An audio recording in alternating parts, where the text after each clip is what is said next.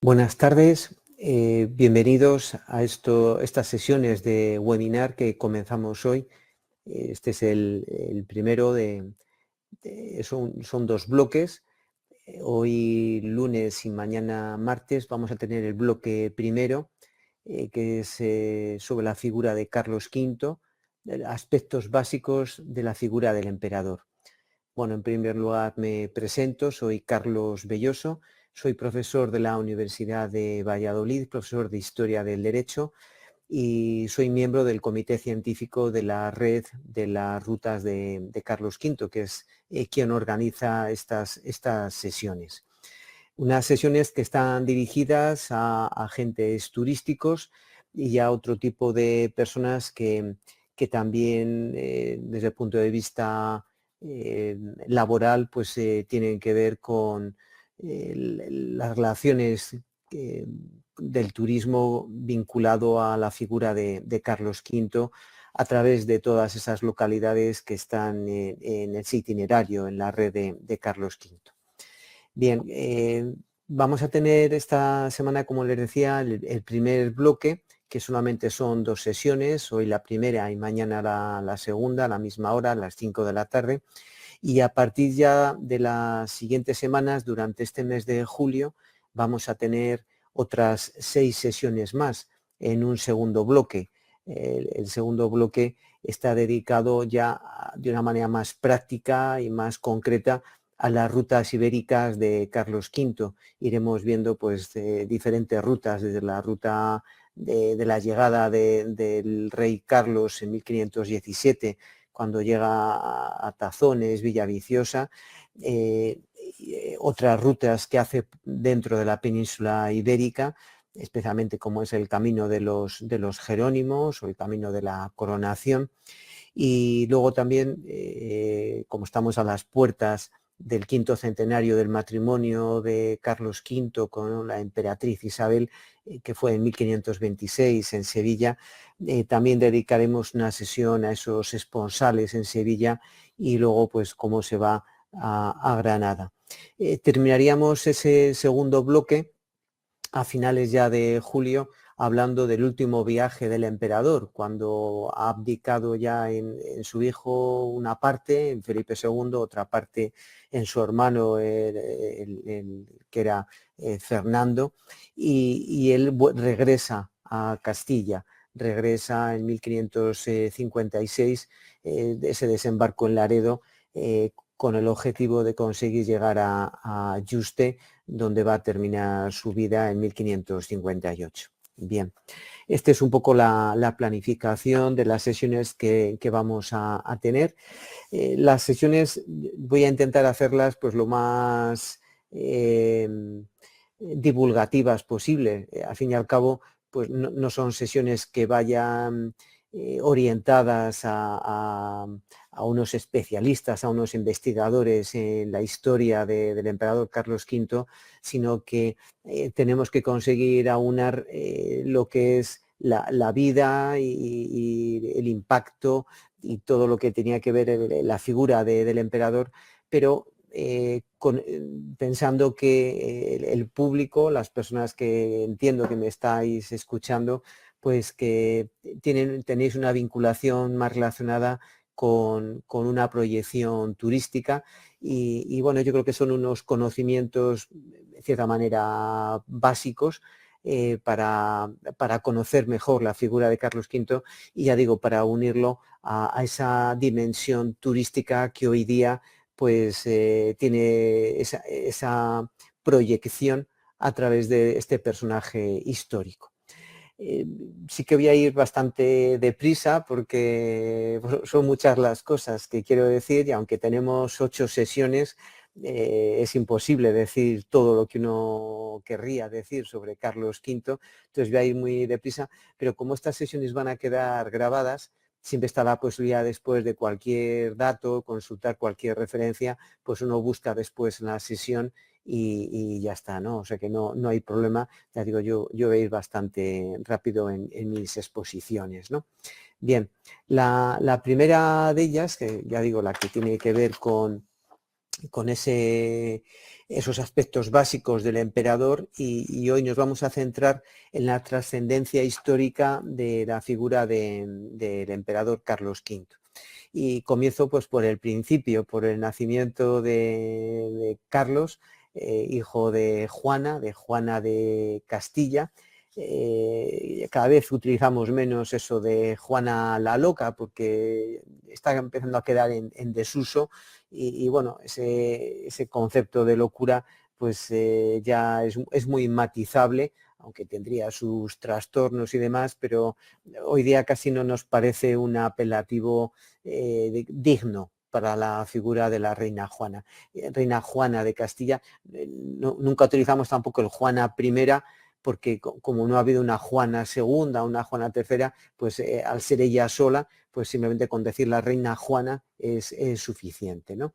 Bueno, pues Carlos van a hacer en Gante en el año 1500, con lo cual es muy fácil saber siempre en qué momento de la historia estamos, porque siempre que digamos cualquier fecha del siglo XVI, sabemos perfectamente los años que tenía Carlos, pues que el hecho de ir con el siglo nos facilita perfectamente saber si hablamos, yo qué sé, pues que en 1527 nace su hijo Felipe II en Valladolid, pues ya sabemos que Carlos tenía 27 años, o que abdica en 1556, pues ya sabemos que tenía 56 años, porque digo, el hecho de ir con el siglo, pues nos los facilita perfectamente, ¿no?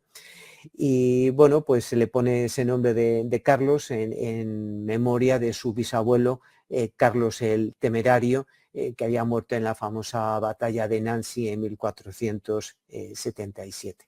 Siempre ha habido toda una mitología en torno a que si estaban en una fiesta y la reina Juana había dado a luz a Carlos en unos servicios y en un servicio, en un baño y tal. Bueno, yo creo que también todo esto viene de una mala interpretación, una mala traducción de los textos. Se entiende que en esos palacios pues había una zona para el servicio, para las personas que trabajaban allí, atendían, y ella pues estaría, lógicamente, si se puso de parto, pues bajó a esa zona donde estaban los criados, los sirvientes, esa zona de gente de servicio, y allí es donde la atenderían para dar a luz. No es que se metiese en un baño, y tampoco había baños de esta manera en la época. Es decir, bueno, ahí siempre se ha hecho pues una cierta interpretación un tanto, yo creo que equívoca de toda esta historia, ¿no? Bien, y aquí tenemos esos antecedentes, ese cuadro genealógico, que son muy interesantes porque son los que explican de quién vienen los diferentes territorios que va a ir heredando por parte de su padre, de Felipe el Hermoso, su abuelo Maximiliano I, el emperador, casado con María de Borgoña, archiduquesa de Borgoña, y Felipe casado con Juana, y por parte de Juana que nos va a llegar pues todo lo que es la herencia de Fernando el Católico, todo lo que es Aragón, y con Aragón todos los territorios de Italia, todo lo que era pues Nápoles, Sicilia, todos los territorios, y por parte de Isabel pues toda la corona de Castilla, con posesiones en el norte de África, y sobre todo lo más importante, ya se descubrió América en 1492, entonces todo lo que se ha ido descubriendo América hasta este momento, pues también va a ser el heredero pues Carlos. Así que bueno, aquí tenemos a los padres, aquí tenemos a Carlos, y bueno, algunos personajes que el próximo día vamos a ver algunos personajes importantes. Vamos a hablar de los hombres del emperador, los hombres y las mujeres. De las mujeres hablaremos especialmente de su hermana mayor, que le llevaba un año, Leonor, que le va a acompañar en esos viajes, sobre todo en el primer viaje que hace a la corona de Castilla. Con otras hermanas como Isabel va a tener menos trato, con María, y luego con Fernando, que había nacido en Castilla. De Fernando vamos a hablar a continuación, con lo cual lo dejamos para para dentro de un momento. Y la hija póstuma, Catalina, la hija póstuma de sus padres, de Felipe el Hermoso y Juana, nacida pues una vez que ha muerto Felipe el Hermoso en 1506. Bueno, aquí también habría que ver los hijos, y de los hijos sobre todo hablaremos un momento lógicamente de Felipe, Felipe II, que ya digo, también en Valladolid están preparando el quinto centenario con vistas a 2027, el quinto centenario del nacimiento, el 21 de mayo del 27 en Valladolid, y de su hermana Juana, que a veces cuando Carlos está fuera de Castilla es a la que deja pues esa regencia, a cargo del gobierno como gobernadora de estos territorios.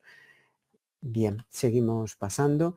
Esto es un poco lo que acabamos de ver, de Fernando de Aragón, de los Reyes Católicos, la reina Juana, y esto es lo mismo. Y aquí ya aparece esa figura de Fernando en el que vamos a entrar, porque así como Carlos había nacido en Flandes, había nacido en Gante, y allí pasó pues toda su juventud, los 17 primeros años, hasta que coja ese barco en Flesinga y venga a Castilla.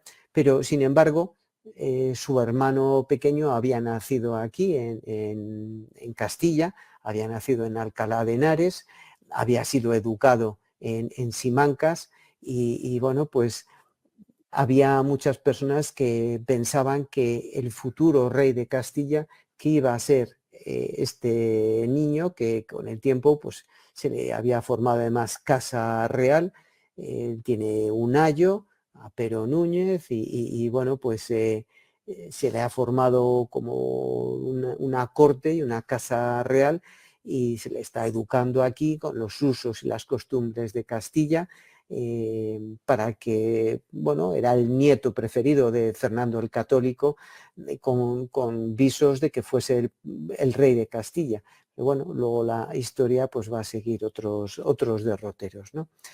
Bueno, esta es una imagen de esa educación que se le va a dar a Carlos, porque ya digo, él su infancia lo va a pasar allí, en esa corte, en diferentes localidades. Fundamentalmente donde más tiempo va a estar de niño va a ser en Malinas, cuidado por su tía Margarita, que le va a dar una educación pues muy refinada, muy cuidada. Pero claro, tú también va a tener un hándicap, que es que todo lo que tiene que ver con el aprendizaje de los idiomas. Él apenas sabía hablar castellano cuando vino aquí a Castilla, hablaba pues en francés, sabía latín, hablaría también pues el alemán, algo de flamenco. Entonces dominaba los idiomas del lugar donde él estaba siendo educado, y allí pues el castellano es lo que no se hablaba, ¿no? Y esto va a ser un problema en ese viaje y en esa primera estancia en Castilla. Luego lo irá aprendiendo y tendrá más desenvoltura, ¿no? Pero bueno, ahí le vamos a dejar de momento a Carlos en esa corte de Malinas, y bueno, pues por digamos, todos los territorios que van a ir reposando en él según los va a ir heredando de los diferentes monarcas, ¿no? Por parte de sus padres, de Juana y de Felipe el Hermoso, y por parte de sus abuelos. Bien. Uno de los choques primeros que va a tener va a ser con su hermano Fernando. Ya digo, porque había muchos nobles, y incluso el propio Fernando el Católico siempre hizo todo lo posible para que Castilla y Aragón no cayesen en manos, no de Carlos, sino de su padre, de Felipe el Hermoso. La animadversión, el malentendido que hubo entre Carlos entre Fernando el Católico y Felipe el Hermoso fue muy grande. ¿Por qué? ¿Por qué este choque? ¿Por qué este enfrentamiento que después lo va a heredar también esa cuestión Carlos, el emperador? Porque eran dos concepciones distintas de entender la monarquía. En Flandes, que es un lugar, unas extensiones muy pequeñas, muy reducidas, hay una tradición de lo que entendemos por una monarquía patrimonial, que la monarquía, los territorios son un patrimonio que le pertenecen al rey y el rey puede hacer con ellos lo que estime oportuno. Dispone de ellos sin ningún problema, ¿no? Mientras que en Castilla veníamos ya de una larga tradición de un sistema de cortes. Aquí las primeras cortes habían aparecido, por lo menos así lo ha declarado la UNESCO en León en el año 1188 y después aparecen las Cortes de Castilla, que se acaban uniendo bajo el rey Fernando III el Santo, cuando se unen Castilla y León en 1230, y así continúan las Cortes Unidas. Unas Cortes en Castilla que el rey tiene que convocar, ahí le aprueban las diferentes leyes, las localidades con representación en Cortes le hacen llegar las súplicas, y había un cierto diálogo. En Castilla un poco, pero sobre todo en Aragón. En Aragón eran unas cortes pactistas.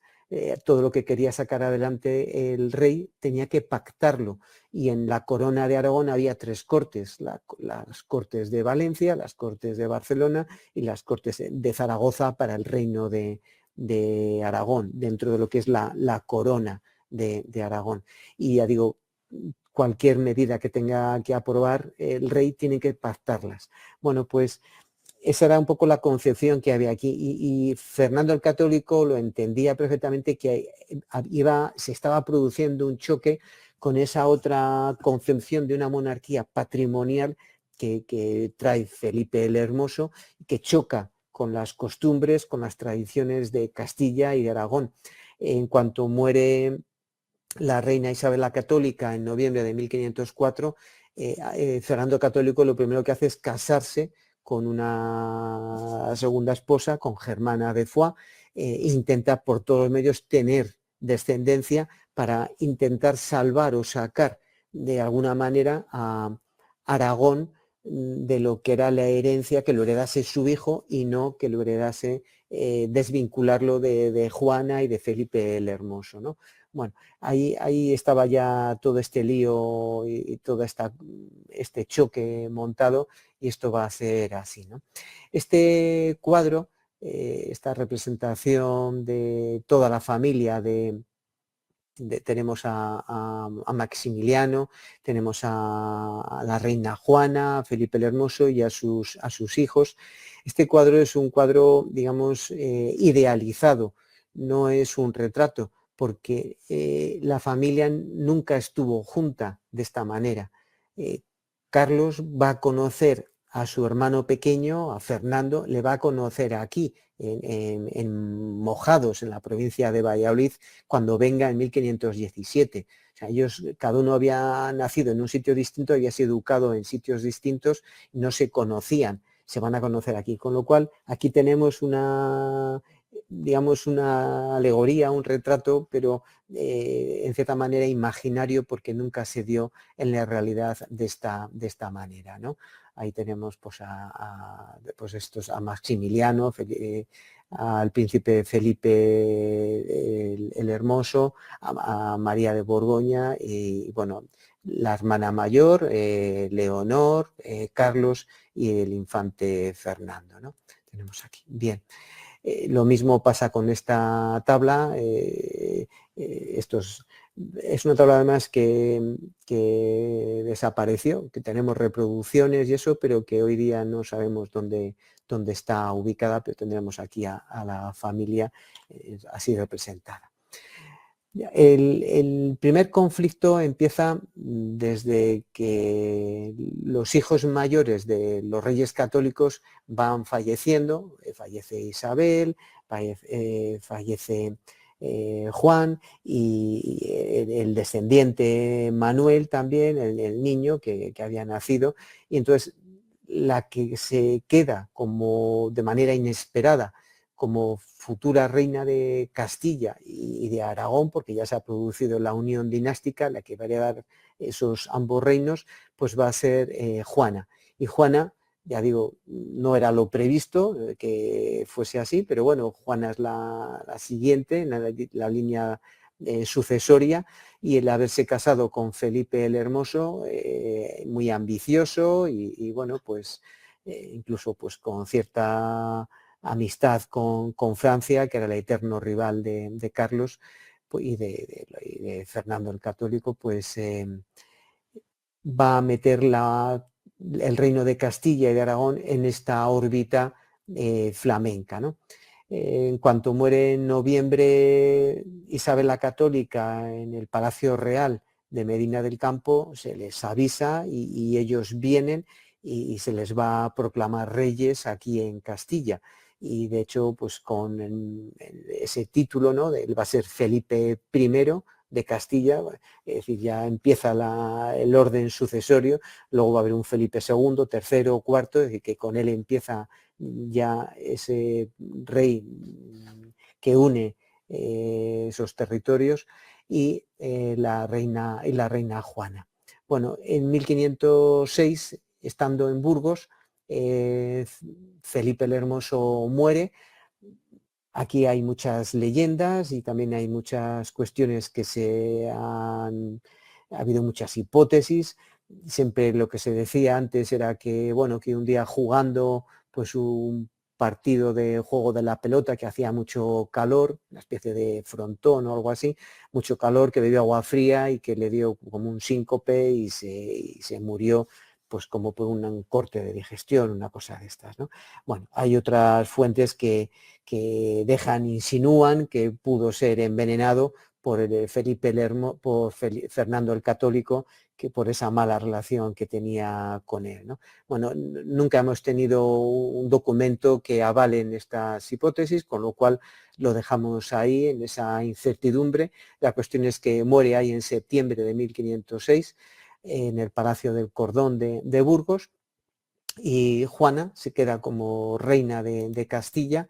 Bueno, y va a empezar una época en la que la reina va a decidir llevar el féretro y el cuerpo de su marido, muerto ahí en Burgos, lo decide llevar hasta donde quiere enterrarlo, en la capilla Real de Granada, y va a comenzar un itinerario que va a durar varios años por las tierras de Castilla, un cortejo fúnebre que bueno, que no nos vamos a detener ahora, que pasa por Torquemada, donde nace la hija póstuma, nace Catalina. Después van a ir a otras localidades, van a estar en Hornillos, van a estar en Arcos, va a intentar pasar por Tórtoles, volver a Burgos, bueno, hasta que vuelva de Nápoles Fernando el Católico y decida recluir en el Palacio Real de Tordesillas. A comienzos, en el mes de marzo de 1509, deja ahí a la reina Juana y bueno, comienza una regencia que él mismo va a ocupar en ese momento, ¿no? Bien, dejamos ahí a Felipe el Hermoso. Cuando muere Felipe el Hermoso hay unos movimientos muy peculiares que, ya digo, estamos ya casi para empezar a hablar de Carlos, pero estos son datos que nos hace falta conocer para poder entender un poco luego todo lo que es la guerra de las comunidades de Castilla o los primeros años del reinado de Carlos. Tendríamos que conocer estos datos porque si no, no podemos entenderlos, ¿no? Había dos bandos, el bando castellano y el bando flamenco, y en cuanto ya los flamencos se dan cuenta que, digamos, su bandera, que su abanderado, que Felipe el Hermoso estaba muy enfermo y que va a morir, intentan hacerse con el que ellos consideran futuro heredero, con el infante don Fernando, que estaba en Simancas. Intentan apoderarse y controlarle, porque, bueno, no sea que en un momento dado se decida que sea él el rey de Castilla, y para tenerle bajo su control y poder influir en sus decisiones, ¿no? Bueno, y intentan ir allí, intentan que le entreguen de Simancas al niño, los de Simancas se rebelan, se niegan, avisan a la Chancillería de Valladolid que viene a Simancas y bueno, y al final el niño le van a llevar, le rescatan, digamos, de esos intentos de los flamencos, le van a llevar a Valladolid y él va a seguir su educación ya por, digamos, inspiración de su madre, de la reina Juana, y le salvan, digamos, de esa influencia flamenca, ¿no? Son unos años un poco convulsos y complicados en los que ya se ve ese choque o ese enfrentamiento que había entre el bando castellano y el bando flamenco. Un problema que, bueno, ahora va a quedar latente, digamos, se ha solucionado momentáneamente, pero que en cuanto se produzca el viaje, la llegada de Carlos, va a volver a estallar. Estos son como los antecedentes o la forma de entender también, en cierta medida, el origen de la guerra de las comunidades de Castilla, porque esta fricción entre unos partidarios del bando flamenco y de Carlos y otros de la nobleza castellana, pues va a quedar ahí, ¿no? La relación de Carlos con su hermano Fernando va a ser pues bastante mala a lo largo de toda su vida. Carlos, en cuanto llegue a Castilla, bueno, le va a poner el toisón de oro, le va a conceder el collar de la Orden de Toisón de Oro y nada más ser proclamado rey, le va a mandar fuera. Bueno, mandarle fuera que ya nunca más va a volver en toda su vida a pisar Castilla. Le va a mandar a Alemania, a Flandes, luego después Fernando será rey de Hungría, de Bohemia, y solamente al final de su vida Carlos le va a ceder el imperio. Pero el resto de años la relación no es especialmente cordial. Carlos era bastante dominante, bastante autoritario y le intenta utilizar siempre como uno de sus peones a Fernando, como una de las piezas en ese tablero de ajedrez que él controla y bueno, pues que le intenta mandar y organizar y que esté un poco a su servicio, ¿no? Bien. Esta es un poco la historia.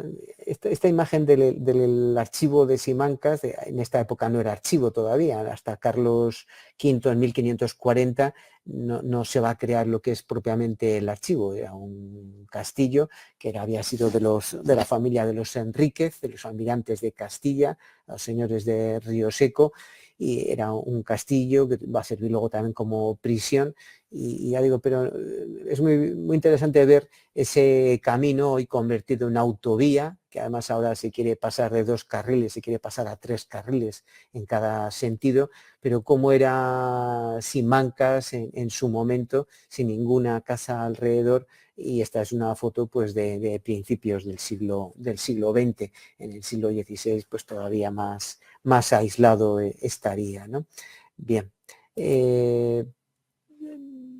El intento de secuestro del infante Fernando en 1506 y bueno, como se le lleva a Valladolid y se le va allí a proteger para que reciba después su educación. Después, a la muerte de Fernando el Católico en 1516, cuando muere Fernando en Madrigalejo, es cuando vuelve a reabrirse el problema.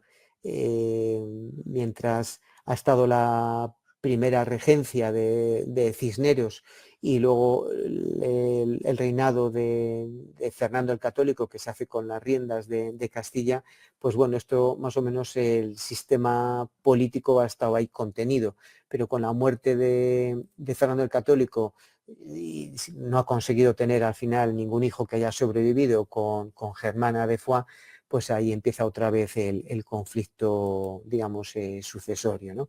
Este también es un buen resumen de esa historia, de ese enfrentamiento que tuvo a lo largo de toda su vida Carlos V con su hermano Fernando, ¿no? Ese bloque castellano, ese bloque flamenco, y que estamos hablando, ya digo, de la antesala de la guerra de las comunidades.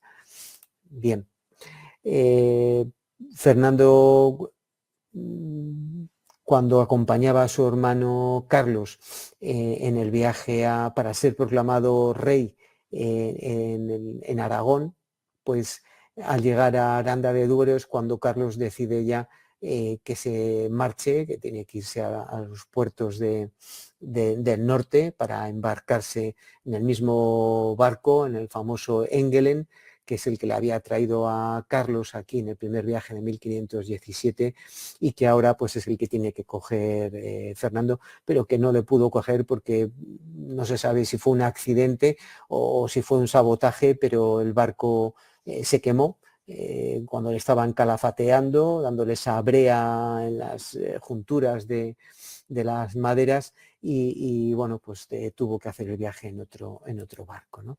Bien, otro de los personajes también importantes en toda esta historia va a ser Cisneros, el franciscano, Francisco Jiménez de Cisneros, que entre 1506 y 7 va a presidir el Consejo de Regencia por primera vez hasta la llegada de Fernando el Católico, y después de 1516, con la muerte de Fernando el Católico, hasta 1517, hasta la llegada del rey Carlos, pues también es un hombre que era arzobispo de Toledo, un hombre austero, muy culto y un hombre de Estado realmente interesante.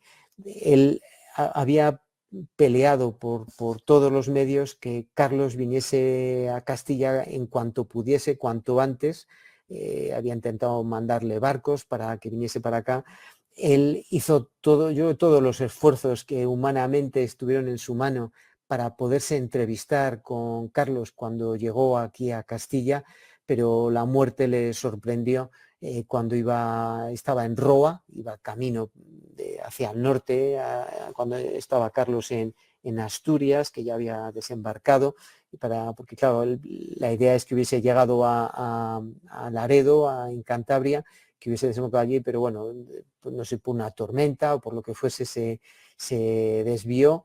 Y Cisneros tuvo también que cambiar su plan de viaje, y la cuestión es que con la muerte de Cisneros pues no fue posible tener ese encuentro, esa entrevista entre Carlos y Cisneros, que habría sido de suma utilidad, habría sido algo que tal vez hubiese evitado la guerra de las comunidades si Cisneros hubiese podido explicarles a Carlos y a todos los consejeros que le acompañaban cómo había que reinar Castilla. Pero bueno, ahí entraríamos en el mundo de las hipótesis, eso no es historia, son hipótesis, y la realidad en la historia es la que es. Él murió en Roa de Duero y nunca se produjo esa reunión, la historia siguió su curso, ¿no? Bien, estamos en una época en que aquí, por lo menos en Castilla, no existe una capitalidad, no existe una sede fija del rey.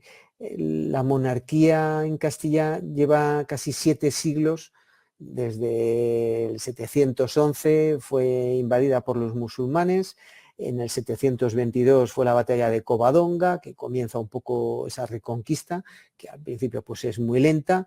En el año 824 se da una carta de población a Brañosera y bueno, empieza desde ese siglo IX hasta que los reyes católicos terminan en 1492 la reconquista. Son casi 7 siglos de movimiento, de ir descendiendo hacia el sur, de ir avanzando lentamente hacia el sur.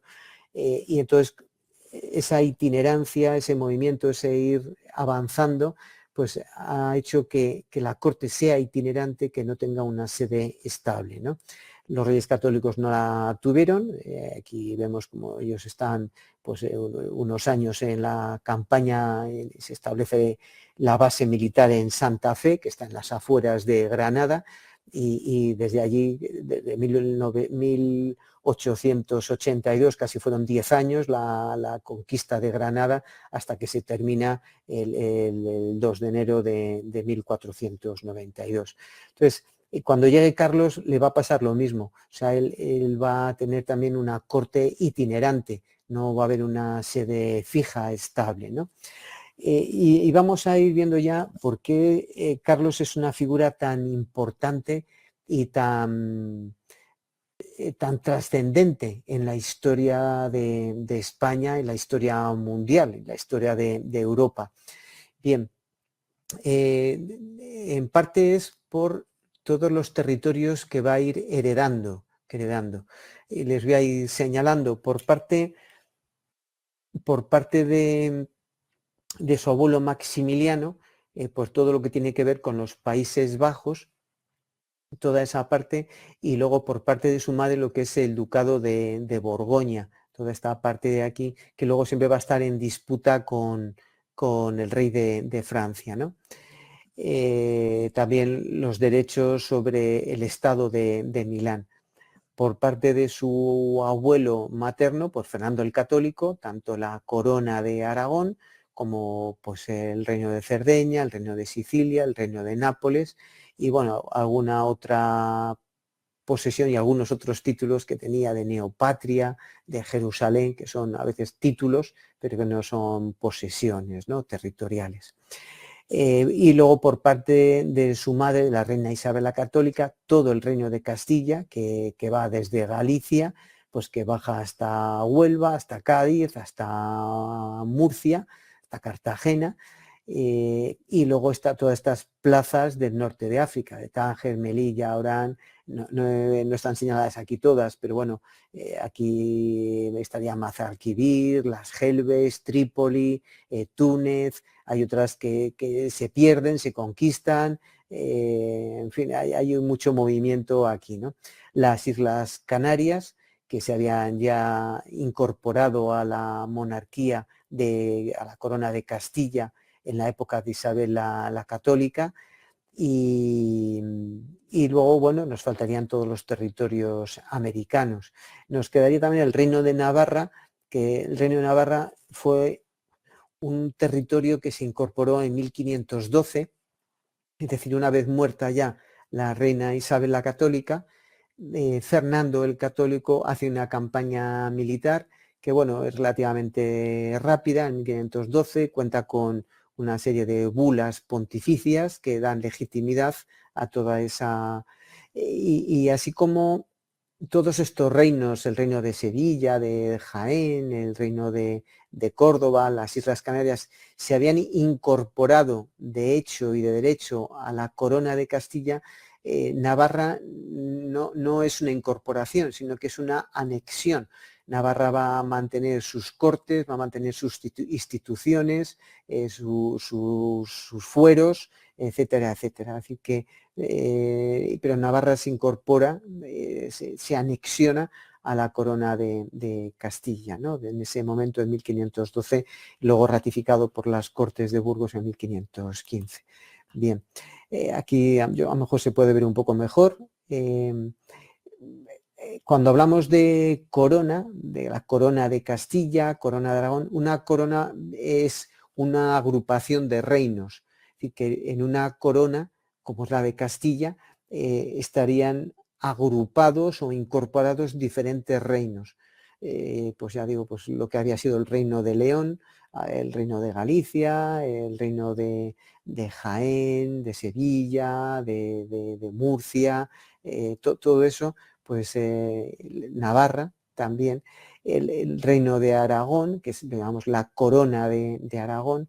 En fin, esto vamos viendo cómo con Carlos V, esto ya hablaremos el próximo día, se va a crear un conjunto de lo que llamamos una monarquía polisinodial y una monarquía de diferentes territorios, en la que el denominador común es el monarca, es el rey. O sea, es un mismo rey para todos los territorios, lo que le da una unidad, lo que agrupa, lo que une a todos estos territorios tan complejos y tan diferentes, es que el rey es el mismo. Eso es un sistema un poco frágil, un poco, digamos, endeble, pero funcionó durante varios siglos, el estar unidos todos estos territorios por pertenecer todos al mismo monarca, ¿no?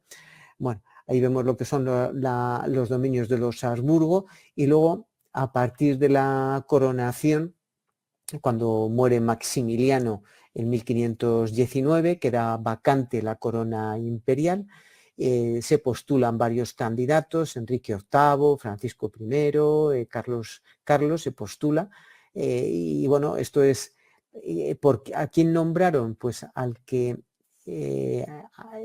puja más en esa especie de subasta. Hay unos príncipes electores, los 7 príncipes electores, y el que más dinero es capaz de aportar, pues es el que va a ganar, se va a llevar el gato al agua, y el que lo consiguió fue Carlos, entre otras razones, ¿no?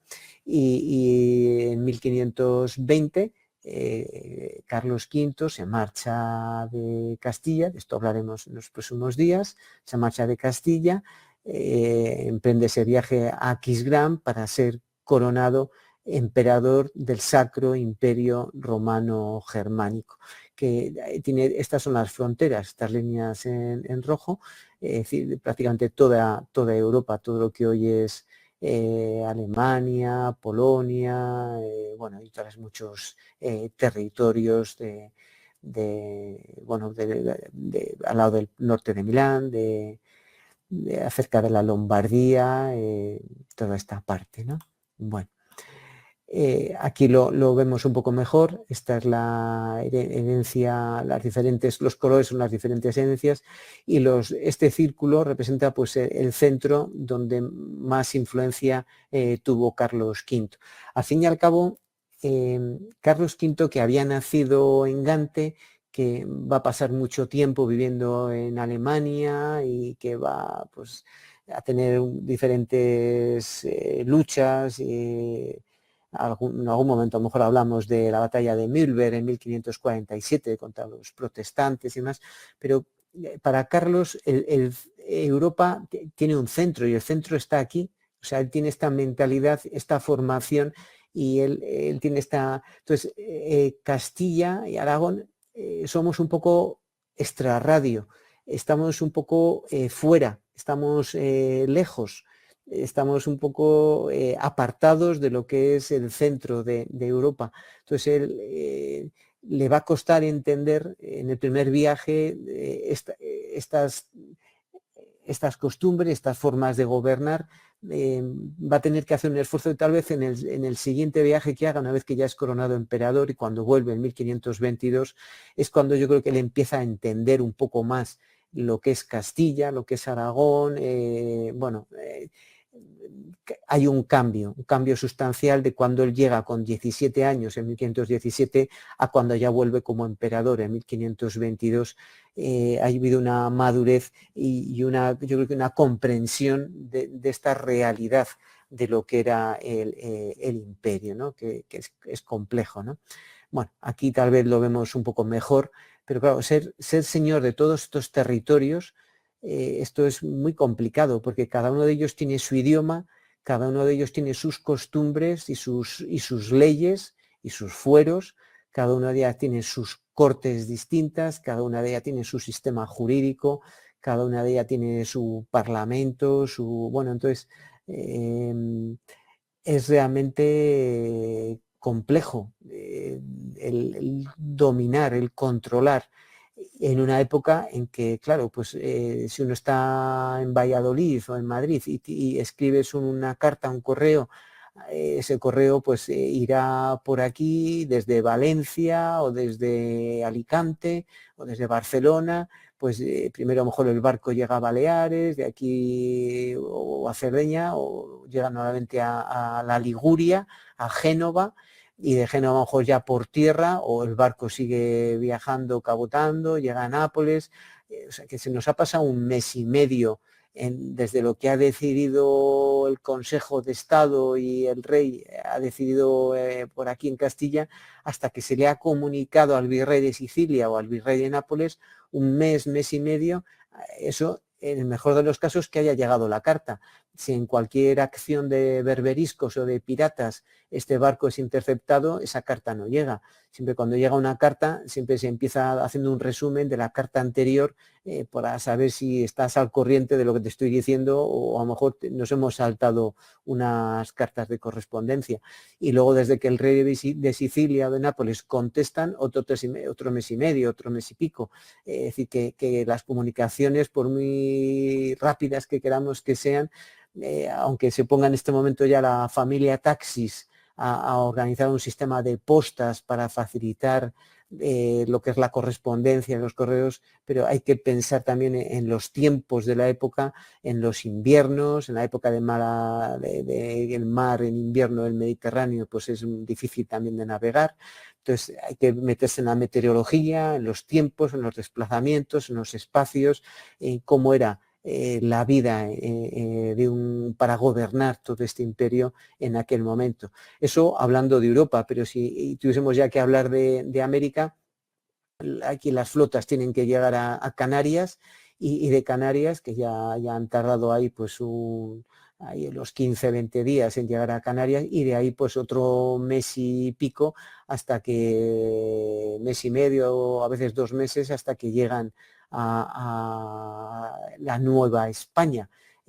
Bueno, y esto pues se rige con otro tipo de normas, aunque desde la época de la reina Isabel la Católica se había dicho que eran súbditos de la corona de Castilla, pero hay que pensar que aquello es otro planeta, ¿no? La parte de América, ¿no?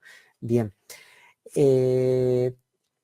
Voy a dedicar algunas imágenes para darnos un poco cuenta de lo que es la dimensión de el poder de Carlos V y de lo que era el mundo en esta época, en el viaje que se financió, ese primer viaje de circunnavegación alrededor del mundo. Y es que, estando nada más ser proclamado rey de Castilla, que fue en las Cortes de febrero de 1518, nada más ser proclamado rey en Valladolid, al poco tiempo llegó un portugués, un tal Magallanes, ofreciéndole pues ese viaje a las Molucas, porque el problema que había es que los primeros acuerdos que hubo entre los portugueses y los castellanos fue el Tratado de Alcasovas, en la que la división era que el norte era para Castilla y el sur era para Portugal. Este es un tratado que se firma nada más terminar la Guerra Civil de Castilla en 1474, una guerra civil con la Beltraneja y demás, y bueno, pues se llegó a este acuerdo. Pero claro, el momento que se descubre América, que se descubre Santo Domingo, lo que se llama la isla Isabela, Fernandina, lo que es Santo Domingo, Haití, Cuba, el momento que se descubre todo esto, esto quedaba en la parte portuguesa, quedaba al sur. Esto hay que cambiarlo. Entonces se pasó después al Tratado de Tordesillas, que se firma a principios de junio en Tordesillas, y la que establece esta línea que estoy marcando. Espero que sí que se vea el puntero de lo que estoy marcando en la presentación. Se reúnen ahí esas comisiones de peritos cosmógrafos en Tordesillas, en el Palacio Real, donde estaba la reina estaba Isabel la Católica en ese momento allí, y bueno, pues se decide entre los portugueses, los castellanos y una delegación pontificia. Se había dado unas bulas, la Intercetera I, Intercetera II, que daban legalidad a todo esto, y se estableció esta línea 370 leguas al oeste de las islas de Cabo Verde. Toda esta parte ahora ya es una división este-oeste. El oeste va a quedar para Castilla, y toda esta otra parte, el este, va a quedar para Portugal. Por eso Portugal va a seguir viajando por cabotaje por toda la parte de África, sigue por África, y va a llegar a la India, va a llegar a Goa, va a llegar a todas estas zonas de Macao, etcétera, etcétera.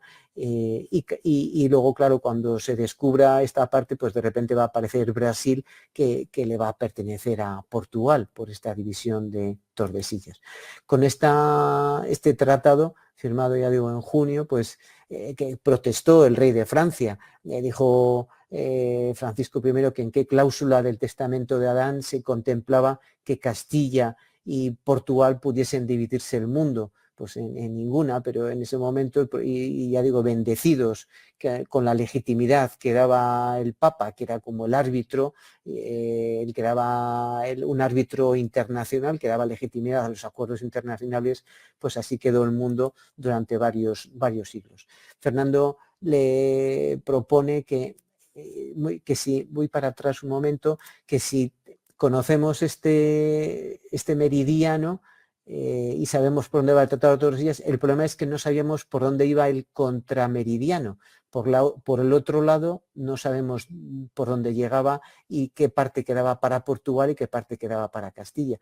Y esto es lo que hay que establecer y fijar, y esto es lo que ofrece Magallanes, ir a ese contrameridiano para fijarlo, llegar a las Molucas para establecerlo y bueno, pues explotar toda esa zona de la especería.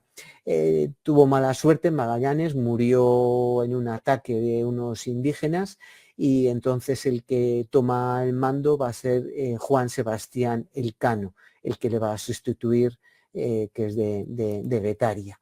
Este es el viaje que se emprende desde las Canarias, bueno, se va a pasar el famoso, que es una zona inhóspita. Aquí uno de los barcos ya se dio marcha atrás, se volvió de regreso.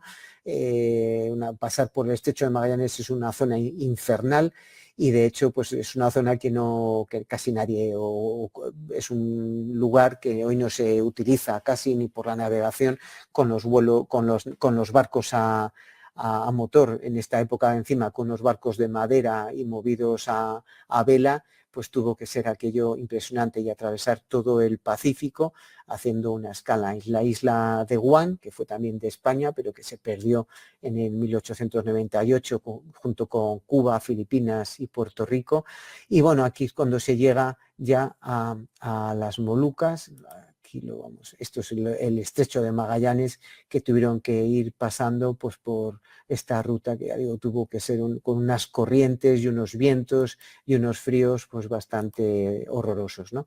Pero bueno, esta es la ruta y al llegar aquí les decía que en uno de las veces que desembarcan hay un problema con los indígenas, que hay una pelea, que le matan a Magallanes y entonces toma la decisión Juan Sebastián Elcano de, en vez de volver por donde habían venido, pues solo de pensarlo yo creo que les daban escalofríos tener que volver a todo esto, pues decide volver por el otro lado y es cuando, claro, se han metido ahora mismo por territorio portugués. O sea, aquí ya estás infringiendo lo establecido, no tienes ni tienes permiso ni autoridad y te pueden perseguir como si les persiguieron los portugueses en cuanto se enteraban que venían, de dónde venían, pues les intentaban apresar hasta que consiguen llegar 3 años después de navegación, consiguen dar la primera vuelta al mundo, circunnavegar la Tierra, esa es la gran proeza que terminaron de los 200, casi 50 hombres que salieron, que llegaron 18 que volvieron aquí a Sanlúcar de Barrameda, ¿no? La muerte en Mactán de Magallanes, el desembarco ya cuando llegan a Sevilla, porque el barco puede remontar por la parte del Guadalquivir, que es navegable, y llegan aquí, que llegan como zombies, ¿no? Con todo lo que habían pasado, las penalidades, y aquí tenemos pues este diario que nos escribe Pigafetta, que era un italiano, que nos hace un diario de a bordo, que luego les faltaba un día, que no entendían por qué llevando ese diario, cómo les faltaba un día, pero bueno, esto es como lo de el viaje, la vuelta al mundo en 80 días de Julio Verne, que gracias a ese día de más que se gana por volver por el otro lado, por esa circunnavegación, esas 24 horas de más, por haber ido dando la vuelta al mundo, es la que explica aquí ese desfase en el diario de Pigafetta, ¿no? trajeron pues muchos productos, es la zona de la especería, y llenaron el barco de clavo, y con el clavo que trajeron, pues arriba, subidos a bordo de la nao Victoria. Esta es la réplica que se mantiene hoy día, que se ha creado hay una fundación, Nao Victoria, que esto para las localidades que tengan puerto de mar y que tengan que ver con Carlos V, me consta que por ejemplo alguna vez en Tazones, en Villaviciosa, lo han invitado y han ido. Este barco, pues que es un barco que es una réplica de esta nao Victoria, toda en madera. Bueno, hoy día yo creo que le han metido ya un pequeño motorcito, porque no tenemos los conocimientos de navegación que tenían en la época, y en cuanto el mar está un poco movido, resulta muy difícil y complejo movernos con este tipo de velas y de barcos, ¿no? Bueno, pues la nao Victoria es una idea, el pedir que aparezca en nuestros puertos vinculados con Carlos V, la nao Victoria, que es un elemento que atrae mucho turismo y que se puede acceder y subir. Es cuestión de programarlo y solicitarlo, ¿no? Esta es, bueno, pues en el libro de Abraham Ortelius, como sería una réplica de esta nao Victoria de la época, ¿no? Y este es el escudo que le concede Carlos V a Elcano, porque Elcano, cuando llega a Sevilla, Carlos V ya había vuelto, digo, en 1522, había vuelto ya una vez coronado emperador, había regresado a Castilla, había vuelto por Santander, había ido a Palencia y estaba en Valladolid, y le hizo venir a Valladolid a Elcano para que le informase de cómo había sido ese primer viaje de circunnavegación. Y bueno, Elcano se traslada aquí a Valladolid, le informa, se quedó a vivir, se casó con una mujer, tuvo una hija, y bueno, luego se volvió a embarcar en otro viaje, y allí pues murió en ese otro viaje pocos años después, al parecer por comer un pez que dicen los cronistas que tenía muchos dientes, que podía ser pues una barracuda, porque comen cosas de los corales y son tóxicos. A ellos no les afecta lo que comen, pero a las personas que sí que les comen les puede entrar una enfermedad y se murieron. Ahí vemos el escudo de armas que le concedió a Juan Sebastián Elcano, con el clavo, que ya vi, con esto se financió esa expedición, y con las ramas de canela y otras especies, ¿no? Esta imagen de todos los terrenos es un poco posterior, es cuando ya en el reinado del hijo de Carlos V, de Felipe II, como va a ser hijo de Carlos V y de la emperatriz Isabel de Portugal, cuando muera el rey de Portugal, él va a alegar y reclamar los derechos sucesorios a Portugal, y Portugal se va a anexionar a la monarquía de España en 1580. Este sería un mapa ya con todos los territorios y con todas las colonias portuguesas también, no solamente con las de la monarquía de España y las colonias americanas que le correspondían, sino también con todas las portuguesas. Esto no lo vivió Carlos V, pero nos hace una idea de cómo estamos hablando de que Carlos V, y luego ya todavía más Felipe II, son los dueños y los amos del mundo. O sea, todo el mundo tiene conexión con ellos, controlan todo. ¿Y esto qué quiere decir? Pues que cuando la corte esté en un sitio o en otro, embajadores de todos estos lugares del mundo van a venir. Me da lo mismo que esté el rey en Sevilla para su matrimonio, que en Granada, que en Valladolid, que después en Toledo, bueno, que cuando va a Italia o cuando está en Barcelona. Es decir, el rey se va moviendo, se mueve con su corte, y en ese momento es el centro del mundo, porque todo el mundo en este momento, el mundo occidental, el mundo conocido, el mundo con historia, porque claro, de lo demás a veces no tenemos ni historia, no hay ningún documento escrito de lo que ocurría en África hasta el siglo XIX, no hemos tenido datos históricos. Claro, uno, digamos que tiene historia cuando tiene documentos, uno entra en la historia cuando aparece la escritura. En África, pues si no había escritura hasta que no llegan los europeos en el siglo XIX, pues no hay cómo reconstruir esa historia, ¿no?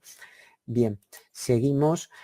Todos esos territorios son los que Carlos se va a representar con toda esa simbología en los diferentes escudos. En este pavo real adornado, pues ahí uno coloca todos sus territorios. Esto es como tu currículum vitae. Esto son mis posesiones, soy dueño de estos territorios.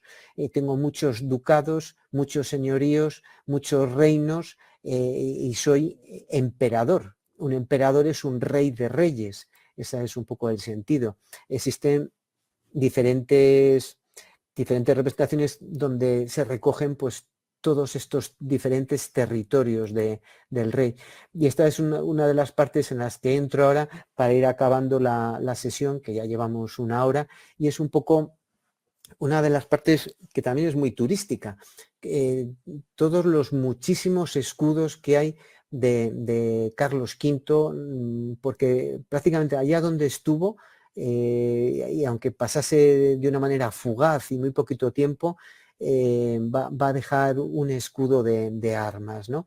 Este es, por ejemplo, en el friso de Tarazona, donde hay un friso que representa toda la coronación en Bolonia del año 1530, y ahí tenemos, siempre le conocemos con este águila bicéfala con las dos cabezas, y con el resto de los símbolos. Estoy señalando aquí son las columnas de Hércules con el plus ultra y todo el resto de símbolos, ¿no? Bueno, lo vemos en este otro que es de un grabado con los diferentes territorios que vamos a ver más en detalle.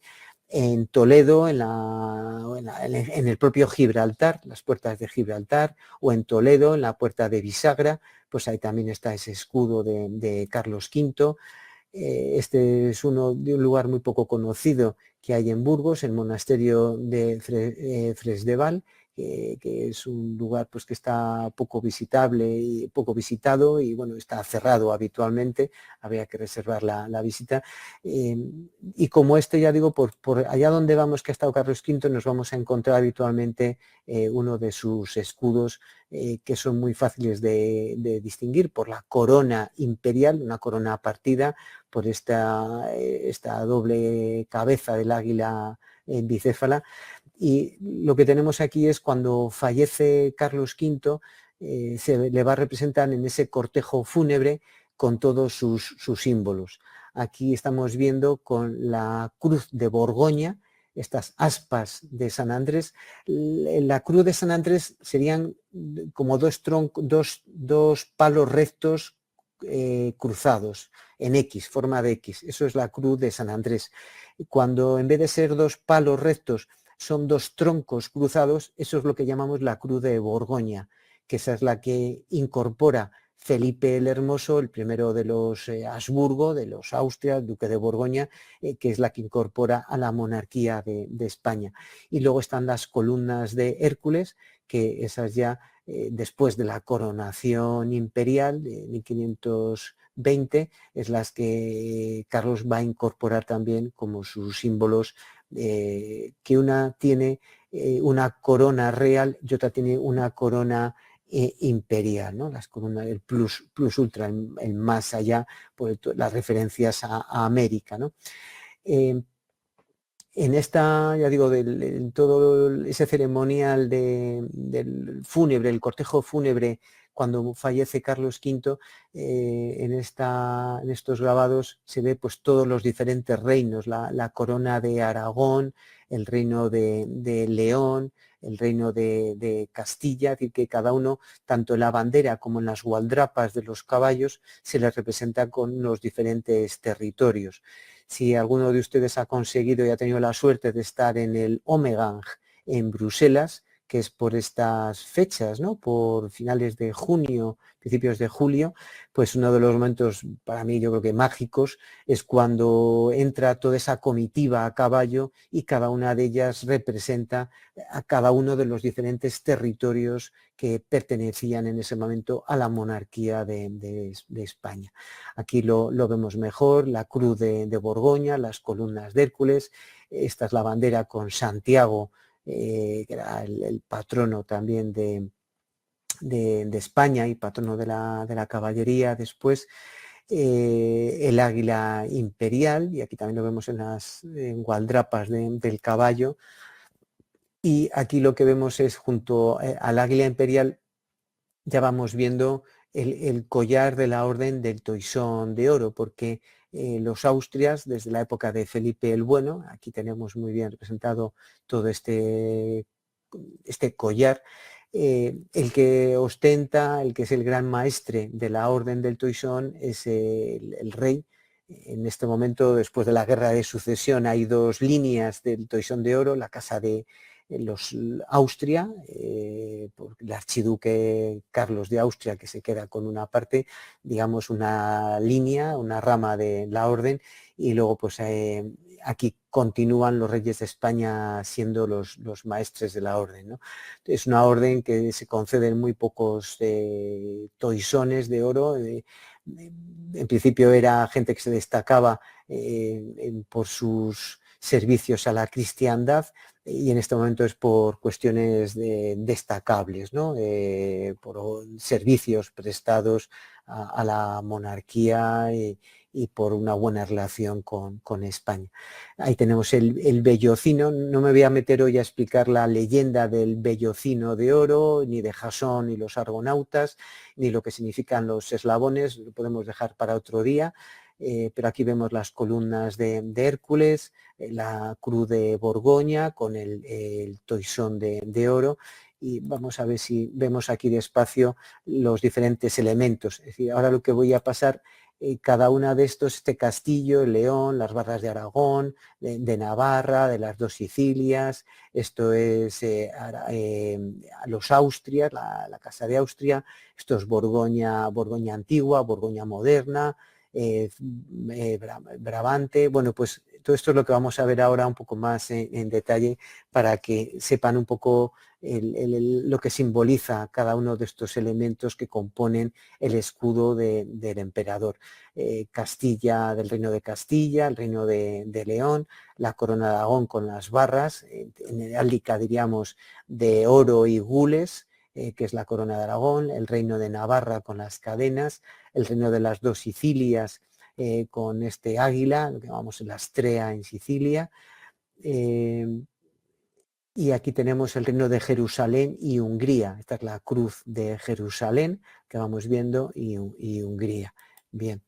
Este es la Casa de Austria, representado por una línea de gules y otra de blanco en sable. Y aquí tenemos, perdón, es gules y blanco. Cuando uno va a visitar el Escorial, lo que ve es constantemente este símbolo, que es la flor de lis por los Borbones, que es algo que incorporan también en ese momento, y luego la Casa de Austria con este color, ¿no? Esto es Borgoña moderna con la flor de lis, y la Borgoña antigua con estas esto en estas diagonales de azur y de oro. Luego el Brabante con este león rampante, digamos un león rampante que le vemos que está uñado y linguado, y Flandes también es lo mismo, un león rampante pero sobre un fondo de gules, el de Brabante sobre un fondo negro, un fondo de sable, y Tirol, que es este águila sobre un fondo de gules en un campo de plata. Y el escudo de Granada, que es el que está en la parte de abajo, en la punta del escudo. el águila bicéfala, que representa el Sacro Imperio, la cruz de Borgoña, que es el Ducado de Borgoña, las columnas de Hércules, que es esa idea. Una sería pues la parte del estrecho de Gibraltar, con la leyenda del plus ultra, el más allá, ¿no? Si con los reyes católicos era non plus ultra, no se puede ir más allá. A partir ya del descubrimiento de América ya se llegó. La corona imperial, que es una corona partida, que está abierta a la mitad, de emperador, y el collar alrededor de todo el escudo, el collar de la Orden del Toisón de oro. Bueno, esto es un poco la misma representación explicando cada uno de estos elementos que acabamos de comentar, ¿no?